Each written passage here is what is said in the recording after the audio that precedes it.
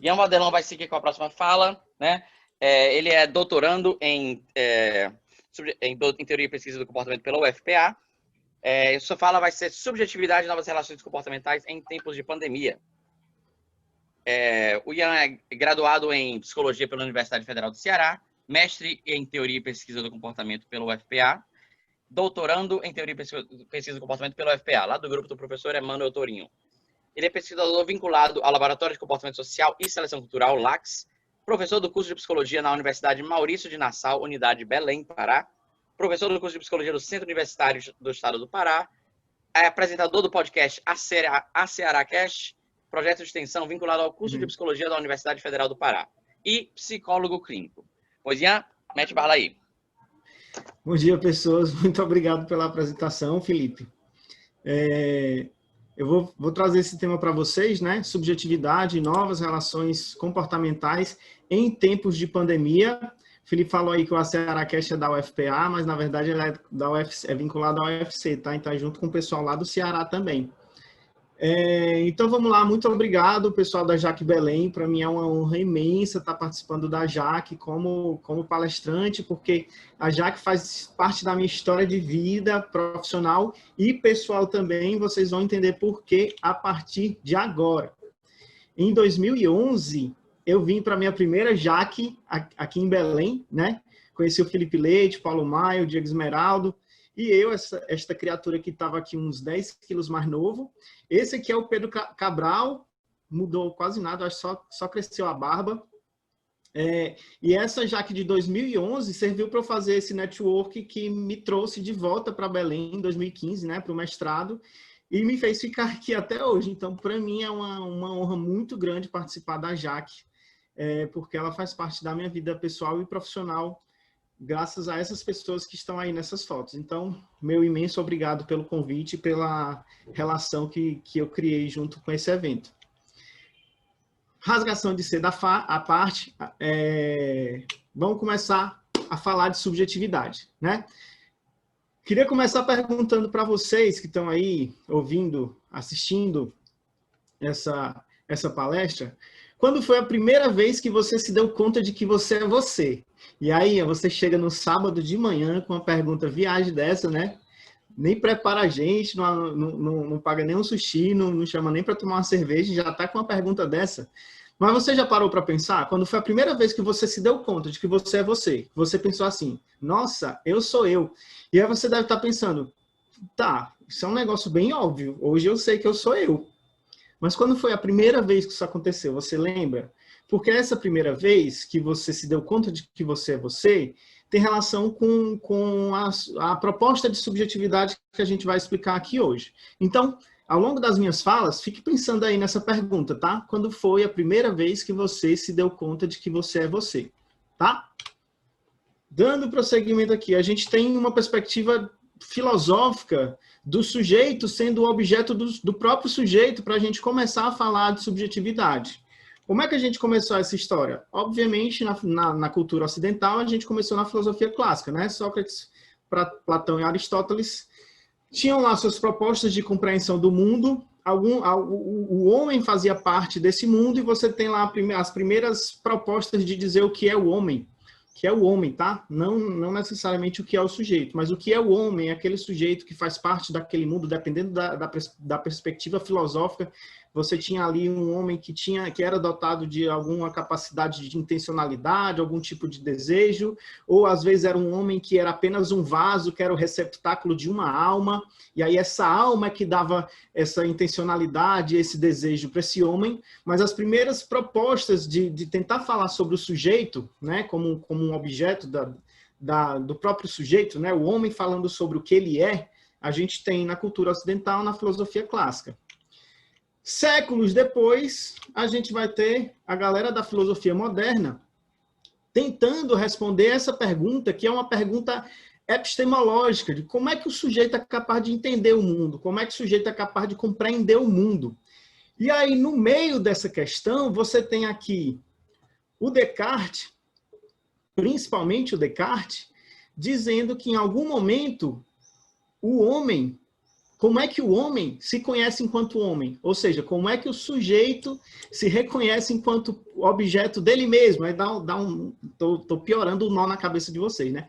Mas, filosoficamente, a questão da subjetividade na filosofia moderna era a tentativa de responder essa subjetividade, de entender essa subjetividade, passava por essa questão que era epistemológica. Primeiro a gente tem que entender como é que o sujeito é capaz de aprender alguma coisa, de entender o mundo, de tornar esse monte de estímulos em alguma coisa que faça sentido para ele. Aí a gente tem um monte de teorias para tentar explicar essa questão epistemológica. E aí, no meio desse monte de perguntas, tem lá um sujeito perguntando, tá, e o sujeito nessa história toda? Como é que o sujeito se reconhece enquanto objeto dele mesmo, né? O sujeito tentando, como é que o sujeito encontra a sua própria subjetividade, vamos dizer assim, através dessa pergunta epistemológica. Aí cada um deles vai dar um método diferente, né? O método cartesiano é aquele clássico da redução da dúvida metódica, né? De você questionar, e o que sobrar é aquilo que permite você dizer, aquilo que permite você conhecer. Então, o pensamento, o pensar, né, para Descartes, é aquilo que permite o sujeito entender ele mesmo como sujeito, né, como uma pessoa. Lembra da pergunta do começo, lá, a pergunta esquisita que eu fiz para vocês, tá? E na psicologia, essa questão do sujeito como objeto do sujeito mesmo, a gente vai iniciar com o surgimento da própria psicologia, né? A gente tem aqui o Wundt e o Titchener, não é o Pedro Cabral de barba, é o Titchener mesmo. Esses dois pesquisadores, lá no começo da psicologia, eles tentavam entender fenômenos relacionados à mente, à consciência, utilizando um método de introspecção, que era o quê? Faz ali uma estimulação, bem resumido, tá, pessoal? Faz ali uma estimulação com o sujeito, e aí pergunta, e aí, sujeito, o que você está sentindo? E aí isso meio que abriu margem para várias discussões relacionadas à subjetividade, a como o sujeito se entende como sujeito. Mas quem fez isso de um jeito mais bonitinho foi o nosso querido William James, lá em 1800 e alguma coisa já, nesse Princípios de Psicologia, no volume 1, no capítulo 10, tem lá a discussão sobre a consciência do eu, né? Essa ideia de eu desenvolvida numa perspectiva funcionalista. Gente, por que o William James é um dos caras mais lidos na psicologia ainda hoje? Se você for ler o texto dele, de 1890, você vai ver que a proposta funcionalista de compreensão do eu é muito, muito, muito parecida com o que o nosso queridíssimo Skinner apresentou para a gente a partir da década de 50, lá quando ele começou a falar sobre comportamento verbal, e depois na década de 70, quando ele começou a falar, ele explicou melhor, né, os eventos privados, e o Skinner, que eu me lembro, não citou o William James, né? Mas a proposta é muito parecida, muito parecida. As ideias já estão lá no William James, no final do século XIX ainda.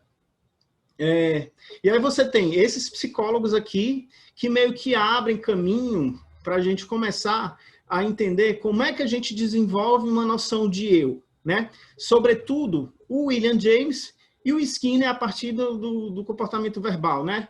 E das obras que se seguiram depois de comportamento verbal, porque a gente vai entender aqui hoje que essa compreensão funcionalista da subjetividade, ela vai passar fortemente pelo comportamento verbal. Por isso que a gente utiliza a proposta skinneriana para falar de subjetividade. Como foi a minha relação especificamente com a subjetividade, né? Curso de Psicologia da Universidade Federal do Ceará, eu sempre via vários professores. A gente tem uma linha de psicologia social muito forte lá no Ceará, e vários colegas, vários professores sempre falavam muito, a subjetividade, é uma questão subjetiva, temos que explorar a subjetividade, temos que dar contexto para a subjetividade, e eu ficava o tempo inteiro me perguntando, o que é subjetividade? Mas o que é mesmo subjetividade? Alguém pode me explicar melhor o que vocês estão chamando de subjetividade? Alguém me diga alguma coisa? E eram sempre explicações que, na minha singela concepção, talvez fosse uma dificuldade muito minha mesmo, eu não entendia muito bem o que era subjetividade, né? O que era que o pessoal estava chamando de subjetividade. E olha já que voltando para a minha vida de novo. Lá em 2011, obviamente que eu já sabia que Emmanuel Torinho era Emmanuel Torinho, né? Porque, né, psicologia no Brasil, análise do comportamento, Só que eu não tinha lido a obra, Subjetividade e Relações Comportamentais. E aí eu comprei o livro na Jaque, em 2011, li este livrinho maravilhoso do nosso querido professor Emmanuel Torinho, que ele vai apresentar justamente essa proposta funcionalista, pragmática, de subjetividade, que é a proposta que mais faz sentido na minha vida até hoje, obviamente, né? Porque aí depois eu virei orientando de mestrado dele, agora eu sou orientando de doutorado. Não estudamos especificamente subjetividade, mas sempre foi uma temática que me fascinou dentro da psicologia. Por isso que eu estou falando dela aqui hoje especificamente. E aí, nessa obra do Emmanuel, de 2009, ele vai contar uma história belíssima de como é que a gente sai de uma perspectiva de compreensão da subjetividade que na minha singela concepção era muito abstrata, pelo que eu ouvi as outras psicologias falando, os colegas e os professores falando, para uma subjetividade que faz muito mais sentido quando você coloca ela dentro de relações comportamentais. Por isso que o título do livro já é muito maravilhoso, né? Porque você diz logo de cara, subjetividade e relações comportamentais, porque uma coisa não dá para se construir sem a outra. E aí, um resumo do que tem lá de subjetividade, mas é um resumo muito resumido, tá, gente? A discussão é muito mais ampla e muito mais bem detalhada na obra, obviamente. Mas o que é que a gente encontra lá nessa obra, né? Que me fascinou tanto de 2011 para cá? Que a subjetividade ela se define a partir de contingências culturais. Opa, primeiro fator importante. Então, você precisa de um contexto específico para a gente ter a subjetividade, né? Para a gente construir essa subjetividade. E esse contexto é um contexto cultural. E essa característica cultural, esse termo cultural, ele carrega algumas características, né? São contingências que são socialmente construídas, que vários repertórios são ensinados e aprendidos nessa relação social entre sujeitos, que esses repertórios são transmitidos de geração em geração para a análise do comportamento. É assim que a gente caracteriza uma cultura. Essa subjetividade também necessita de certas relações verbais. E olha que ideia interessante. A gente tem algumas perspectivas do pessoal da linguística da década de 50, 40 para trás, que são perspectivas inatistas, né? Como a gente chama, que você diz que a linguagem se desenvolve naturalmente, tirando um pouquinho o peso da sociedade, né? Tirando o peso dessas contingências culturais. Quando, na verdade, a gente tem uma perspectiva que é muito mais palpável de um ponto de vista funcional, que as relações verbais são conjuntos de repertórios aprendidos socialmente dentro dessas contingências culturais. Então, a gente precisa dessas relações verbais para a gente poder entender como é que se constitui uma subjetividade, né? Como é que a gente entende uma subjetividade a partir de algumas relações verbais. E aí, se você estiver interessado em saber um pouquinho mais de como é que a gente fala sobre isso na perspectiva da análise do comportamento, o Felipe Leite falou que eu faço parte de um podcast, né, o ACEaracast. Nessa época era AC com ponto, agora está AC com E. Então é ACEaracast, tem lá no SoundCloud, no iTunes, no Spotify e um monte de outras plataformas aí. Esses 2 episódios contaram com a participação ilustríssima do nosso querido Felipe Leite.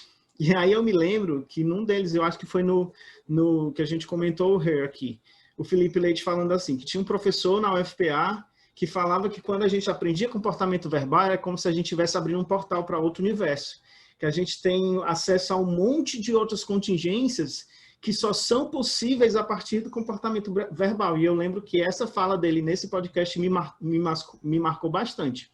Depois tu fala aí quem é o professor que te ensinou isso, Felipe. E sobre comportamento social, né? Que é justamente como a gente aprende vários repertórios a partir desses contextos que são socialmente construídos. E na nossa vida, praticamente tudo que a gente aprende está inserido num contexto social, né? Então, por isso que é muito importante a gente entender essas dimensões de aprendizagem comportamental.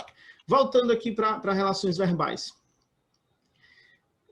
Outra coisa relacionada a relações verbais que vai implicar numa pergunta bem interessante que eu vi numa aula com o professor Aécio Borba, é que ele perguntou para a gente assim, gente, cachorro tem subjetividade? Cachorro desenvolve uma subjetividade?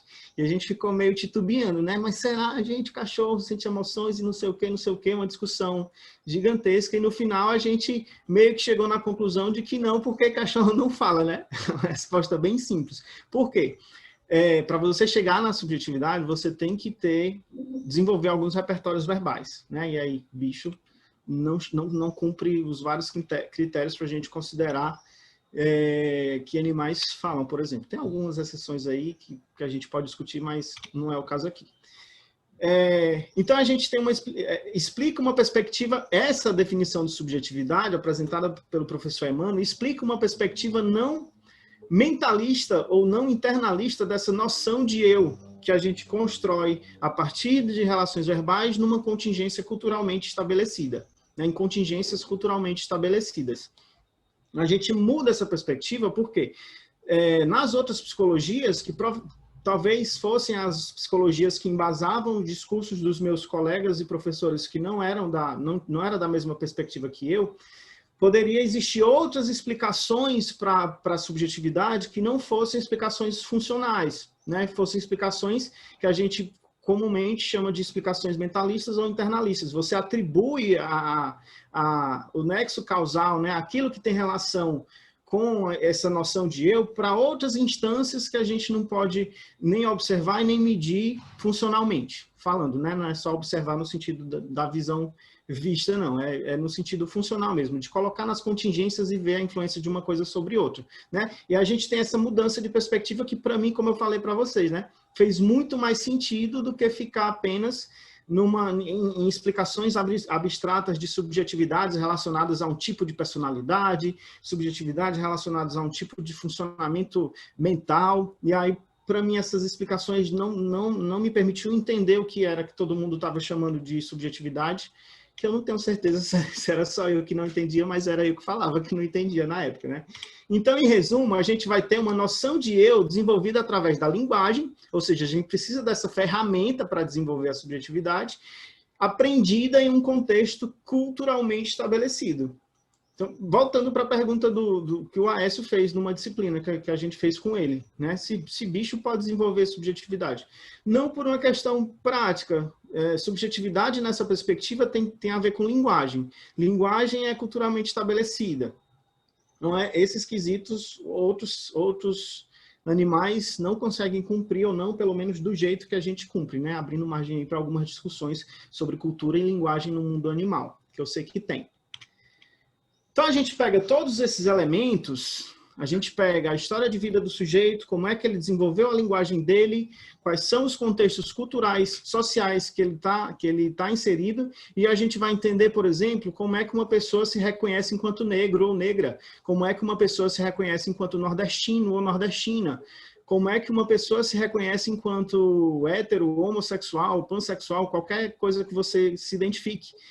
Como você se identifica como paraense, por exemplo. Isso tudo que a gente joga num balaio e chama de subjetividade, né? Quando a pessoa se reconhece a partir dessas características, isso tudo se estabelece naquele esquema de você aprender uma linguagem que permite você identificar esses elementos e você se autodenominar X, Y ou Z a partir desse conjunto de elementos. Então, essa noção de eu, ou self, como algumas psicologias falam, tem umas diferenças a depender do filósofo ou do pesquisador que você esteja estudando, mas essa ideia geral de self, ela não é uma ideia mentalista, ela não é uma ideia internalista, ela é uma ideia funcionalista, ou seja, você só entende a partir de relações comportamentais, né? Por quê? Aí eu vou falar um negócio que pode ser polêmico quando você não é analista do comportamento. A subjetividade também é construída. Apesar de você achar que a subjetividade é algo extremamente individual, é aquilo que faz de você você, e é mesmo, mas você só é você porque você está inserido nessas contingências sociais que são culturalmente estabelecidas, que vêm se construindo, estão assim agora e podem se manter ou se modificar ao longo do tempo, ao longo das gerações. tá? É essa relação que a gente chama de subjetividade. Aí você fica se sentindo todo especial, né? Gente, mas como assim? Eu sou tão único, eu sou tão uma conversa de doido, né? Mas você só é você por causa da gente, tá? Porque você está inserido nessa cultura e você aprendeu esse tipo de linguagem, e essa ferramenta, essa linguagem serve para você dizer que você é você. Tá? Imagina se você vivesse na floresta com os lobos, você provavelmente não desenvolveria uma subjetividade, né? Que, na minha singela opinião, também é aquilo que separa a gente dos outros animais, né? Dos animais não humanos. A gente tem alguns marcos históricos muito importantes para a gente entender como é que essa subjetividade se construiu. O primeiro deles, para mim é óbvio, né? Mas para algumas pessoas talvez não possa ser, é o desenvolvimento da linguagem. Então, o capítulo 3 desse livro aqui, Behavioral Theory and Philosophy, que tem o capítulo 3 da Glenn, é que ela fala de contingências operantes e a origem das culturas. E aí um dos fatores relacionados à origem das culturas é justamente esse, o desenvolvimento da linguagem. Porque aí volta naquela fala que o Felipe Leite me ensinou, né? Quando você aprende linguagem, você está abrindo um portal para outra dimensão, né? Você está entrando aí em outro universo. Gente, a linguagem vai permitir o quê? Vai permitir a gente fazer relações temporais entre presente, passado e futuro, que talvez fossem muito mais difíceis de fazer se a gente não tivesse essa ferramenta, né? A linguagem. Vai permitir a gente poder fazer esse caminhozinho que eu expliquei para vocês, de entrar em um monte de contingências que no final vai ajudar você a responder essa pergunta. Quem sou eu? Ou vai ajudar você a chegar na conclusão. Eu sou eu por causa desse monte de características que eu aprendi a descrever enquanto eu. Né? Eu sou. Outro marco muito importante na subjetividade, que o Emmanuel vai falar no livro Subjetividade e Relações Comportamentais, é essa mudança que a gente teve do sistema feudal para as cidades, né? Para a burguesia / cidades lá na Revolução Industrial. Na época do feudalismo, a gente tinha uma sociedade que era extremamente estratificada, você tinha várias camadas, e as relações sociais também eram extremamente restritas. Então, você crescia dentro de uma família, dentro dessa família, a ideia de coletividade era muito mais explícita, então a ideia de indivíduo era restrita à nobreza e ao clero, às pessoas que tinham ali acesso à educação. Vocês vão já entender por quê. Quem vivia ali na coletividade, né, dando o exemplo aqui do feudalismo, a ideia de individualidade praticamente não existia. O que é que existia enquanto sujeito? O sujeito, eu sou a família aqui, eu sou pertencente a esse grupo, eu sou um elo desta corrente de pessoas que vivem aqui em conjunto. Então você não tinha, por exemplo, até a estrutura, a organização dos ambientes familiares não favorecia essa ideia de individualidade. Então os sujeitos dormiam todos juntos, comiam todos juntos, trabalhavam todos juntos, e aí você não tinha um tempo só para você. E olha que detalhe importante. Você não tem um tempinho, você não tem um tempo, um espaço, um contexto que lhe permite pensar em você enquanto indivíduo, vai fazer com que você tenha uma subjetividade coletiva, vamos dizer assim. A sua subjetividade muito mais relacionada com a noção de pertencimento ao grupo do que com a noção de que eu sou um indivíduo, né? Em termos gerais, você não tinha uma contingência muito bem estabelecida para o sujeito pensar, eu sou eu. Olha que detalhe. No surgimento das cidades, no boom das cidades, né? Começou com a queda do feudalismo, se alargou com a Revolução Industrial. Você tem um monte de gente vivendo na coletividade, um monte de gente vivendo junto, mas cumprindo um monte de regras de convivência, um monte de regras sociais, jurídicas, dizendo que o sujeito precisa agir de determinadas maneiras. E esse agir de determinadas maneiras, ao contrário do que era no feudalismo, é um contexto muito forte para o sujeito pensar eu sou eu, porque eu tenho que pagar uma conta, eu tenho que fazer uma parte muito específica do trabalho dessa sociedade, eu tenho este cantinho específico aqui, que é meu, que é uma casinha, um quarto, um apartamento, alguma coisa assim, né? Imagina, muita gente junta pela primeira vez na história da civilização ocidental, você tem essas contingências que tornam o indivíduo, né? Que dão contexto para o indivíduo começar a pensar, eu sou eu tenho essas obrigações, eu tenho esses gostos, eu tenho essas possibilidades, né? Porque a gente vai ter isso um pouco mais livre, com o final do feudalismo. E essa historinha, gente, de como a gente se torna indivíduo, o Emmanuel se inspirou no Norbert Elias, né, que descreve isso detalhadamente nessa obra, O Processo Civilizador, volume 1 e 2. Ele não vai falar especificamente de subjetividade, mas ele vai mostrar várias características históricas que foram importantes para a gente ter essa noção de indivíduo e esses contextos que vão permitir a gente pensar eu sou eu, a partir do advento das cidades, da Revolução Industrial, nas civilizações ocidentais. Outro marco histórico importante é a invenção, entre aspas, da infância. Né? O Philippe Arrier fala que a infância foi inventada, sugere, né, que a infância foi inventada ali no século XV, XVI, porque antes disso as criancinhas eram vistas como mini-adultos, então eram tratados como mini-adultos. Né? E aí, quando você tem a invenção, entre aspas, da infância, as controvérsias existem porque existem várias práticas relacionadas à infância que o Philippe Arrier não fala nos livros dele, né? Mas aí eu colocaria a reestruturação da infância, você ter pais, famílias e instituições de controle com um monte de práticas novas relacionadas à infância, serviu de contexto para que os sujeitinhos começassem a se tornar sujeitinhos mais cedo.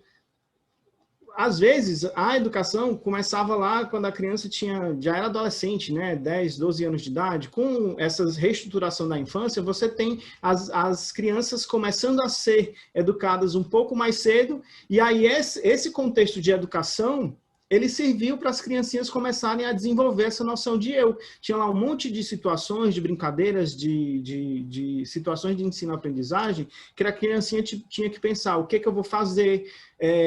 Eu gosto disso, eu não gosto daquilo, aquela brincadeira é interessante para mim, aquela brincadeira não é interessante para mim. E aí essas contingências passaram a você proporcionar uma noção de eu um pouco mais precocemente na vida do indivíduo.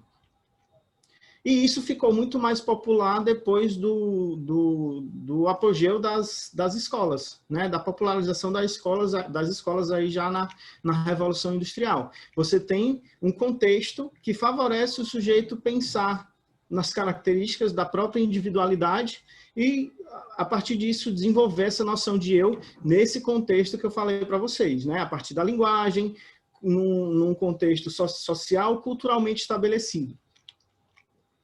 E aí, o que a gente tem no geral, né? Como é que a gente coloca isso nas relações comportamentais? A gente vai ter aqui uma consciência de si que só é possível a partir do desenvolvimento ou do domínio do comportamento verbal, né? Da linguagem.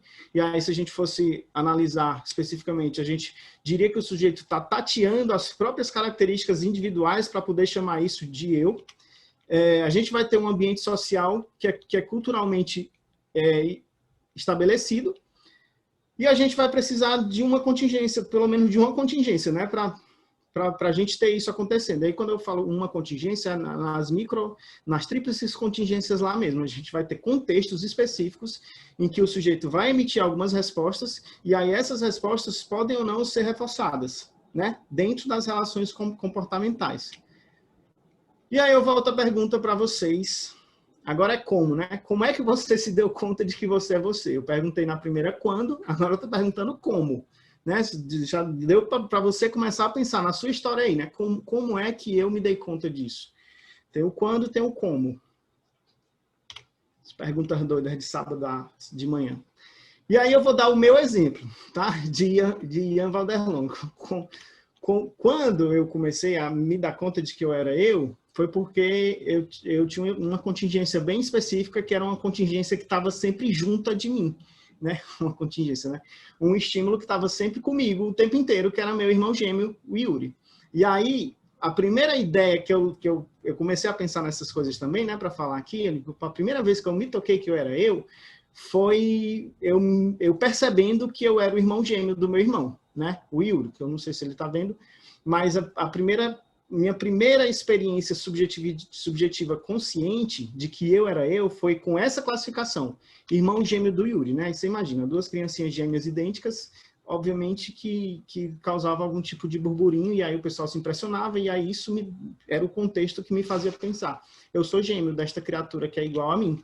E aí depois a gente tem outras características, né? É filho de fulano de tal, é neto de... E várias outras relações sociais que a gente vai juntando, que a gente vai aprendendo para desenvolver essa noção de eu. E aí hoje, profissionalmente, eu posso ter essas características, né? Que eu chamo que compõem a minha subjetividade, né? Psicólogo, professor, pesquisador, podcaster. Pessoalmente falando, continua aquelas mesmas contingências, filho, neto, marido, amigo, colega, etc. E tudo isso a gente está estabelecendo dentro de algumas situações específicas. Então, se eu estou num contexto falando para vocês, por exemplo, e aí eu faço isso várias e várias vezes, eu estou num contexto de explicar coisas, né? Numa palestra, numa aula, num debate, numa mesa, eu vou poder emitir algumas respostas verbais que estão relacionadas com essa noção de eu, né? Então, eu vou apresentar para vocês, eu escolhi, eu pesquisei, eu. A partir dessas verbalizações, eu vou ter alguns tipos específicos de reforçadores, né? Eu posso ter reforçador positivo, talvez alguém reconheça que eu falo algumas coisas interessantes de vez em quando, talvez alguém diga que você falou bobagem e aí vai me punir, nesse caso especificamente. E algumas contingências que você não tem referência nenhuma, né? Que você não tem uma consequência reforçadora para essa resposta específica de você se autoclassificar, né, se autodenominar enquanto sujeito. E aí, se a gente for pegar essa contingência, né, de extinção para respostas de identidade, de autodescrição, de noção de eu, é a crise existencial do Sartre, né? Pô, eu não tenho referência aqui de quem eu sou, contingencialmente falando, é uma crise existencial. Ou então um coma alcoólico, né, como anamnese alcoólica, você não lembra de nada, então você não sabe quem é você, aí pode ser que você tenha essas contingências também. Mas, no geral, você vai ter, literalmente, contingências de reforço, punição, extinção e etc., que vão ajudar você a construir essa noção de eu que você está estabelecendo. Aí volta lá para aqueles exemplos que eu dei para vocês antes. Como é que o negro aprende que é negro? Como é que o nordestino aprende que é nordestino? Como é que o paraense aprende que é paraense, né? Nessas contingências comportamentais. E aí, a gente tem a construção da subjetividade nos anos 90, né? Para a gente começar a falar de contexto. Então, em relação ao trabalho, você tinha um trabalho que era físico, você tinha que bater um ponto, você não tinha essas comodidades que a gente tem hoje. Então, era um trabalho puramente presencial, que aí diz respeito à maneira como a gente constrói nossas relações. As interações sociais fortemente marcadas pelas fofocas nas ruas e nas calçadas, né? Pelo menos lá no Ceará, não sei como é no resto do Brasil, mas a gente tinha essa relação pessoal muito próxima. As crianças, o contexto de desenvolvimento das crianças era o contexto da escola, mas também um contexto muito relacionado com as brincadeiras que a gente fazia na rua, né? A minha geração, anos 90, brincou muito na rua, tem hoje em dia, mas não é como era antigamente. Então, eu fazia parte do time de futebol da rua, eu fazia parte da equipe de polícia e ladrão quando a gente brincava de polícia e ladrão. Você tinha várias situações na brincadeira que permitiam você construir essa noção de identidade. Nas relações familiares, obviamente, que talvez seja a contingência que a gente tenha mais contexto para desenvolver a subjetividade, você ia ter várias situações em que você ia se posicionando sobre o que eu gosto, o que eu não gosto, né? Semelhante à lógica da infância lá no século XVI, que eu falei para vocês, o que eu gosto, o que eu não gosto, tipos de comidas, tipos de brincadeiras, o que as pessoas da minha família falam sobre mim também ajudam a compor esse conjunto de estímulos que permitem eu dizer que eu sou eu, né? É bonito, é feio, é irmão do Yuri, é filho de não sei quem, não sei quem, não sei quem. E um fator de mudança para a gente dos anos 90 foi o advento das tecnologias da informação, né, Felipe Leite? Que a gente tinha aí acesso a esses computadores bem rudimentares. O Windows 95 já foi revolucionário, né? Porque o sistema operacional é muito mais intuitivo do que falar com um computador usando comandos, né? E aí, essa é um fator importante, porque isso vai na minha opinião, ser outra revolução na subjetividade, tá? O advento das tecnologias de informação, e a gente vai chegar na pandemia já já. A gente tinha a internet de escada, né? Não sei se vocês lembram da zoadinha que fazia a internet de escada, e a expectativa lá para a gente ver se ia conseguir conectar ou não a internet. Então, a minha geração também, além de subjetividade, nesses contextos, a gente modelou repertórios de imaginação, repertórios de paciência, né? De saber esperar por causa desta internet maravilhosa. A gente vai ter novas relações sociais surgindo, relações que às vezes eram muito impessoais, que eram muito livres, porque eram relações anônimas. Na época do MSN, gente, eu peguei a época do Mirk, tá? Do Mirk, que era um negócio que era só para bater papo e jogar foto. Peguei o MSN e depois peguei o nosso maravilhosíssimo Orkut, que tinha essas comunidades maravilhosas, como essa aí, Eu Colho Flores e Tony Ramos, foi a pior que eu encontrei. Tá? Mas tinha várias comunidades que você tinha lá no perfil, você poderia se descrever, você poderia dizer, eu sou fulano de tal, que gosta de tal coisa, que leio tal coisa, que não sei o que, não sei o que. E é mais uma contingência para você começar, né? Você refinar essa noção de eu que é verbalmente construída em contexto social, culturalmente estabelecido. E aí, hoje em dia, a gente tem várias transformações que começaram lá nos anos 2000, né? Trabalhos que você pode, já existia, né? Trabalho remoto, que você pode fazer em vários contextos, muito mais dinâmicos, com um monte de coisas que você... um monte de habilidades que você tem que ter. A fofoca da calçada foi substituída pelo WhatsApp e pelo Instagram. As brincadeiras de rua foram substituídas Substituídas é muito drástico, né? Mas... em grande parte, a gente faz mais isso do que as coisas de antigamente. Pelos jogos, né? Ao invés de brincar na rua com outras pessoas, a gente brinca onlinemente com outras pessoas também. E aí eu não estou fazendo demérito não, tá, pessoal? Todas essas contingências aqui são contingências que ajudam a gente a responder aquela pergunta do que eu sou, quem eu sou lá do começo. As interações das crianças, elas são muito fortemente mediadas por eletrônicos. E as nossas interações sociais presenciais, às vezes, também são muito mediadas por eletrônico. Então, são atrapalhadas por eletrônico, né? A gente sai para tomar um café com a galera. Vocês lembram dessa galera? É daquele meme lá que o cara tá andando com a moça, aí outra passa assim. E agora que eu me toquei, que é o mesmo trio do meme lá.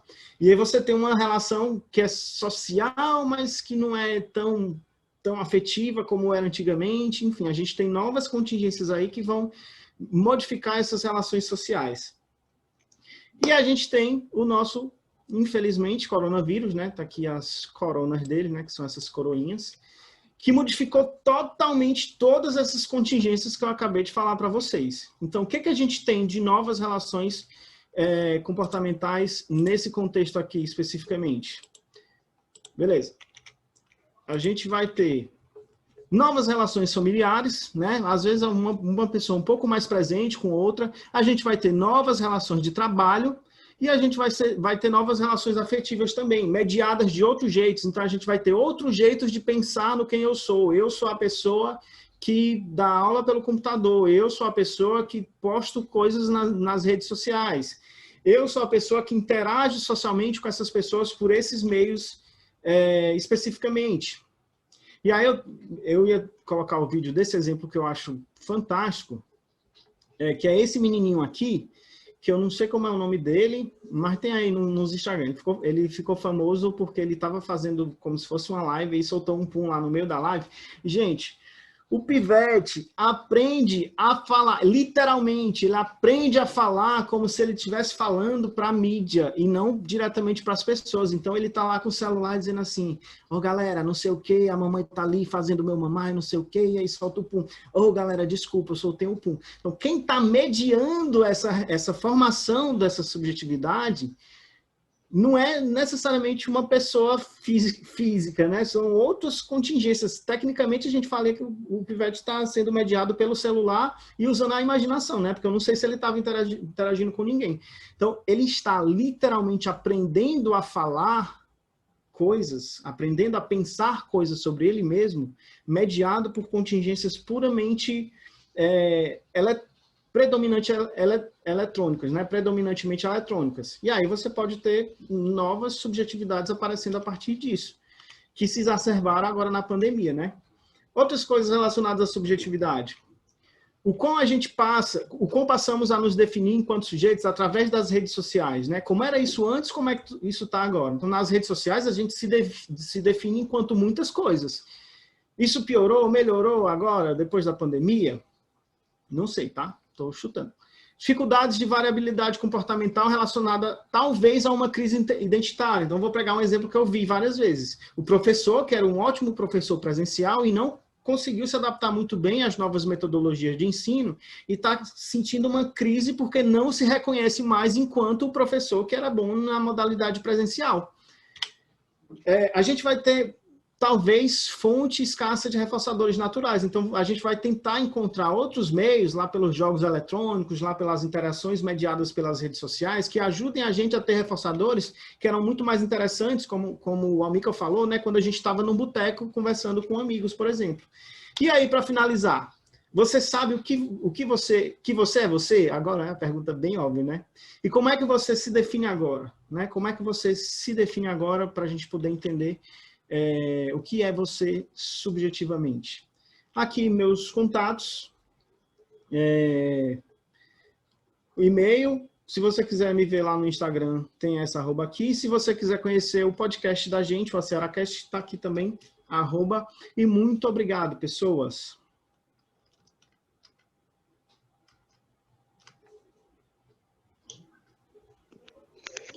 Olá, pessoal, tudo bom?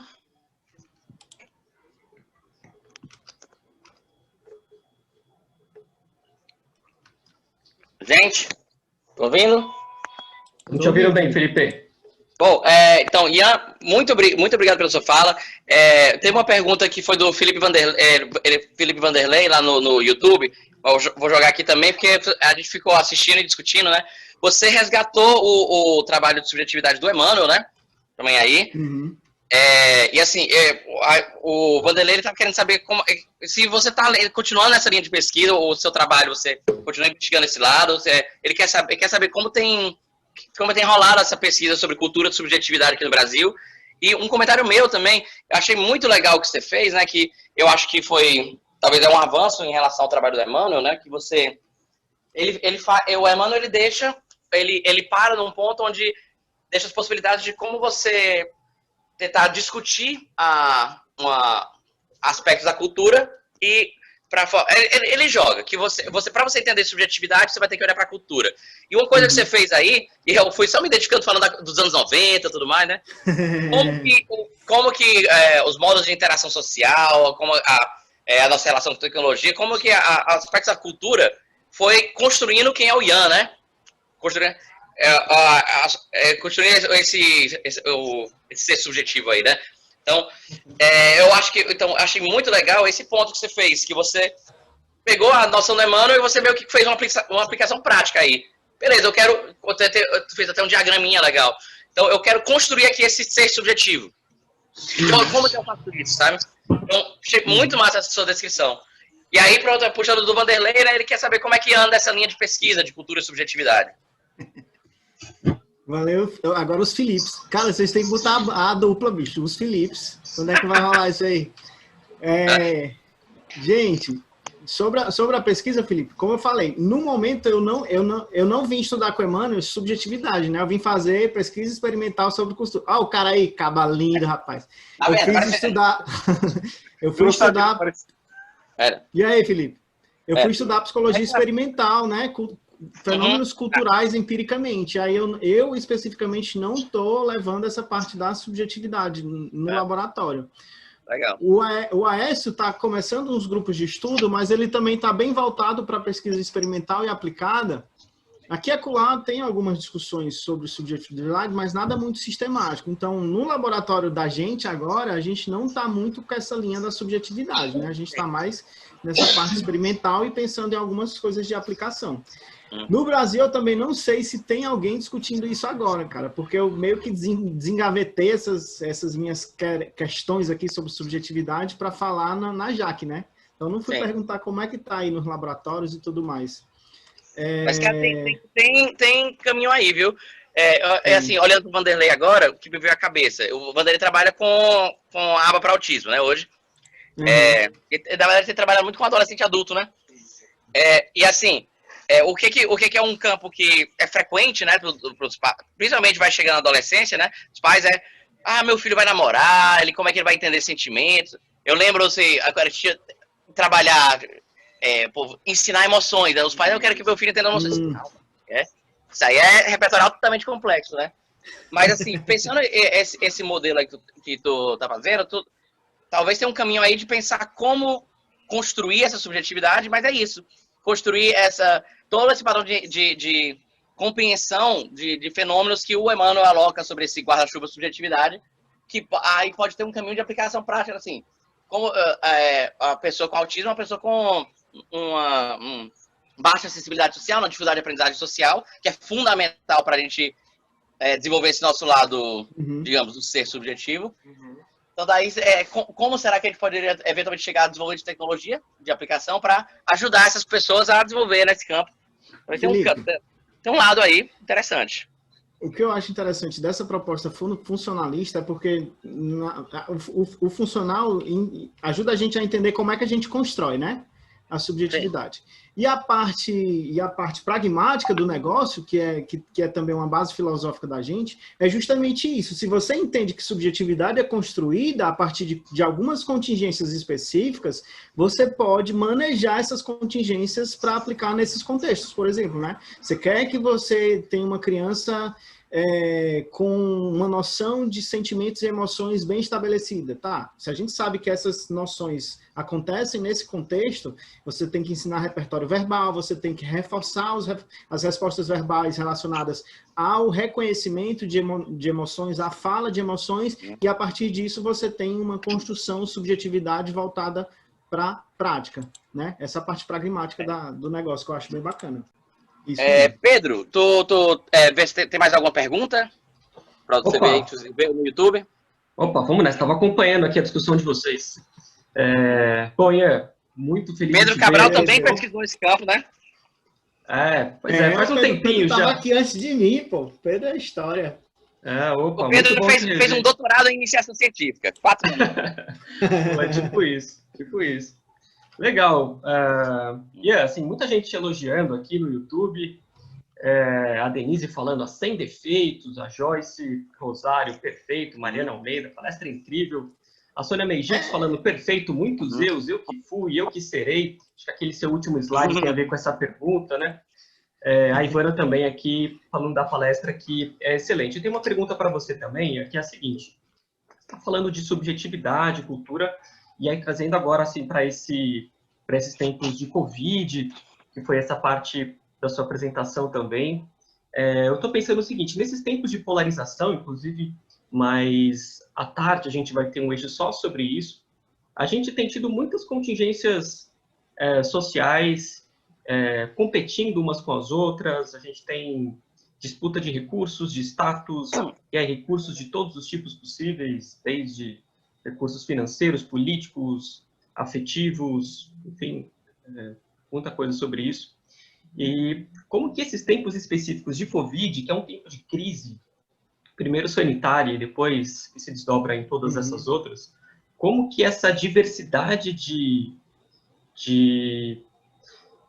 pensamentos, de subjetividades, porque são muitas práticas culturais diferentes, práticas verbais, inclusive. Estava fazendo aqui um paralelo, inclusive, com o próprio Bauman, o Zygmunt Bauman, que fala dessa modernidade líquida, em que tudo se esvai exatamente porque tem muita diversidade faz a gente aderir a produtos e pessoas e coisas muito diversas ao longo da nossa vida. Como que esse período de Covid, essa diversidade de discursos, pode impactar na nossa subjetividade e no eventual sofrimento em relação a esse mundo diverso? Deixa eu falar do sofrimento primeiro, enquanto eu lembro, que a outra parte é mais fácil de eu explicar. Cara, a gente vai ter outra pandemia aí, né? A Martha Rubner, eu acho que foi ela que falou um dia desses, que quando acabar a pandemia de Covid, a gente vai ter a pandemia de problemas psicológicos relacionados, né?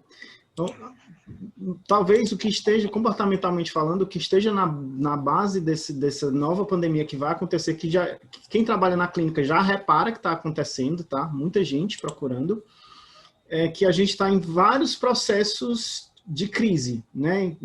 Na análise do comportamento, a gente entende isso como processos de extinção, né? Vários. E a gente já sabe hoje em dia que extinção pode gerar diminuição da frequência da resposta e pode gerar variabilidade também em alguns casos. E aí você vai ter exatamente isso, né? Pessoas que estavam numa contingência de produzir vários reforçadores, e aí, pensando na subjetividade, né? Eu sou um sujeito que me reconheço bem como amigo, professor, parente, etc, etc. E todas essas contingências podem ter perdas de reforçadores nelas. E aí o que você tem, né? Que tem a ver com a pandemia lá, com a crise, com a outra crise. Você tem pessoas que estão entrando em processo de extinção por várias dimensões da vida social dela. E você pode ter pessoas... Peraí, Felipe, senão não consigo explicar, cara. E você pode ter também outras pessoas que vão conseguir variar a ponto de se dar bem também nesses outros contextos, né? Então, sobre o sofrimento, a gente pode ter essas duas coisas. Sobre essas, além da pandemia, a gente tem outro mundo de coisa ruim acontecendo no Brasil agora, né? Como essas questões que a gente bota nesse guarda-chuva de polarizações. De novo, essas polarizações podem ser as contingências culturais do momento, né? Então, o jeito que você vai falar sobre você, o jeito que você aprende a falar sobre você, o jeito que você muda a sua fala sobre você mesmo, também vai ser influenciado por essas contingências culturais. Você vai ter lá o cara que era de um partido há 20 anos e militante, e ativo, e etc, etc. O partido faz lá um monte de verda, e aí você perde essa contingência que para você tinha vários reforçadores, e aí você entra numa crise identitária, como eu falei em algum slide, e aí você vai ter uma reestruturação subjetiva a partir disso. Pode causar um sofrimento, pode causar algum tipo de libertação e ser até melhor. Enfim, a gente vai ter que analisar cada caso. Mas, culturalmente, a gente vai ter essa contingência específica influenciando novas subjetividades, modificando subjetividades e implicando em um monte de outras coisas aí em médio e longo prazo. Legal. Falando disso, gente, eu sacaneio o Ian, porque a gente é amigo de longa data, ele me sacaneia também, sacaneia, é normal. Tá? Mas assim, esse ponto, tu falando disso, eu peguei, cara, principalmente ao longo desse ano, eu tive um pouco essa questão de uma morte do eu, por assim dizer, dessa crise de subjetividade, que a minha vida virou de cabeça para baixo. Então, principalmente quando entrou a pandemia, aí teve questões lá na Imagine também, mas, digamos, a minha vida, meu dia a dia estava relacionado a um conjunto de interações sociais que, do dia para outro, não existiu mais. Então, o vácuo que isso cria inicialmente eu ocupo meu dia fazendo o quê, saca? Então, isso então, as interações que a gente passa a ter com o mundo radicalmente mudam e a nossa noção de eu se... Falar de um jeito bem filosófico, né? Como se tu deixasse de ser tu, né, cara? De repente. Sim, mas eu acho que é bem isso. Eu acho que a tua fala agora e esse teu último comentário me deu essa sacada assim, eu olhei pra mim, putz, foi muito isso que aconteceu, sabe, comigo. E agora sim, eu tava outro dia comentando com a Lígia, com a minha namorada. Cara, eu tô sentindo que eu tô voltando a ser eu, assim, tipo, por conta de, voltando a trabalhar com tais coisas, então, voltando a fazer coisas que eu lembro, eu faço esse tipo de coisa, saca? Né? E é muito, tipo, assim, a tua fala ajudou a olhar, putz, é bem isso mesmo, acho que você conseguiu descrever, eu consegui ver bem o que aconteceu comigo pela tua descrição. E eu vou aproveitar a tua fala para eu imagino que muita gente que trabalha na clínica, tá? Pandemia, Imagina, para dar uma dica ao pessoal que trabalha na clínica. Entenda como é que o sujeito se entende enquanto próprio sujeito, né? O que ele chama de eu, né? Como é que ele se descreve, para você dizer se isso mudou, se não mudou, se implica em reforço ou extinção, e etc, etc. Tá? Porque isso é a implicação prática dessa perspectiva. Exato. Eu acho que nesse período de pandemia, isso que eu descrevi, muita gente deve ter vivido aqui, porque de um dia para o outro a gente passava nossos dias interagindo de tal modo, e, de repente, não. Gente, a gente vai ter que seguir para a próxima fala, né? Ian, muito boa essa fala. Depois eu fiquei com pega de coisa que eu quero discutir contigo depois, viu?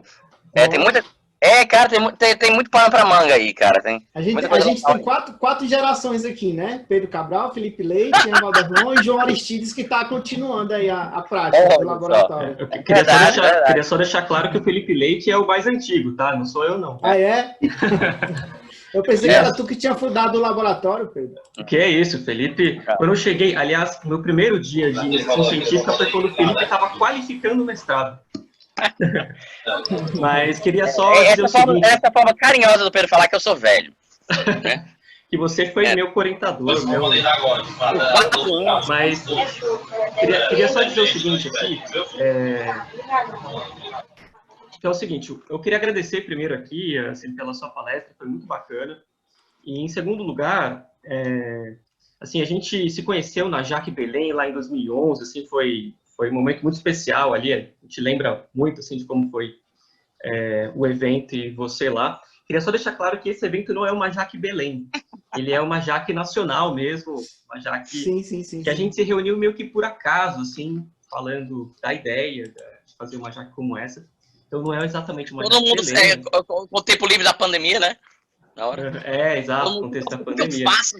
Mas a lembrança... Mas controle restrito de estímulos, né, cara? Tem Jaque bem grande aqui, mas eu sei que é... Tem Jaque, tem Pedro, tem todo mundo que está no grupo passou pelo UFPA, né, cara? Exatamente, todo mundo. A gente tem esse passado compartilhado. Mas queria te agradecer muito, então, Ian, muito de verdade, assim, foi uma palestra muito bacana. Valeu, cara. Eu que agradeço.